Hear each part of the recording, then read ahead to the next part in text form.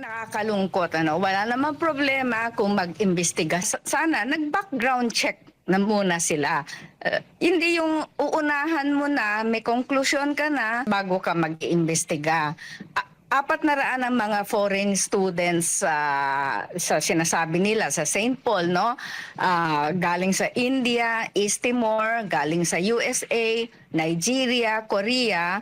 Pero bakit nila sinisingle out ang Chinese sa threats to national security daw, no?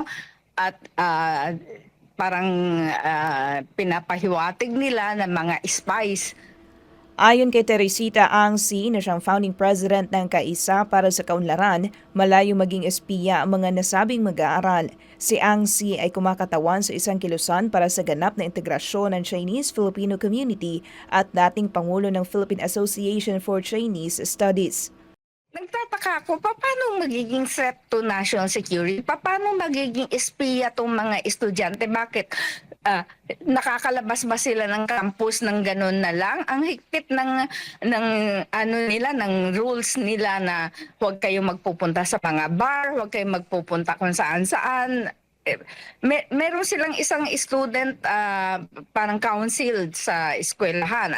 Ang head nito, kung hindi ako nagkakamali, yung dating nakausap ko galing sa India, no? Yung secretary nila galing sa USA. Mahigpit sila sa titingin sa welfare ng mga estudyante. So bakit sinasabi mo pwede silang maging threat to national security? Pwede silang pumunta sa kampo mo, pwede silang magpunta sa military installation. Kahit nga tayong dalawa siguro kung gusto natin pumasok sa any of the military installation, hindi naman tayo pwedeng papasukin dyan. Much less mga estudyante, paano mangyayari yun? Kaya figment of their imagination ang nangyayari. Sana mag-ingat din. Okay naman na mag-imbestiga, pero siyempre mag-ingat din na you don't solve a problem by creating an even bigger problem. Sabi ni Si, malaki ang magiging implikasyon nito sa mga foreign student na gustong mag-aral sa Pilipinas. Pihado nga raw malaki ang mawawala sa ekonomiya ng bansa sakali magtutuloy-tuloy ang hakbang na ito ng pamalaan. Pinakamalaki ang naapektuhan sa turismo, no? Even before itong mga estudyante na to, nakakalungkot. Ito lang nung lumabas itong mga stories na ganyan, mayroon mga trade delegation. Nung isang araw lang, nag-meeting kasi ang Chamber of Commerce. Sinabi nila, may mga trade delegation na gusto sana mong bumisita para makita ko anong mga investment opportunities. Umatras dahil natatakot na may nagkakaroon ng mga racist tendencies daw ang ating mga national leaders.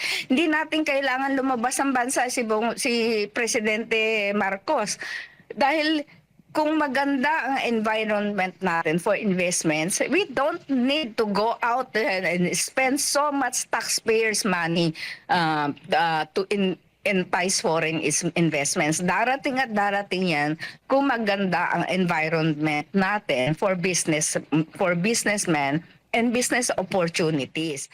Paliwanag ni Si ang isyu ng racism o matinding galit sa bansang China na nag-ugat sa tensyon ng agawan sa teritoryo sa West Philippine Sea ay makakasama para sa bansa at hindi natin dapat na suportahan. Unang-una, ang nagbabanggaan, political antagonist, no?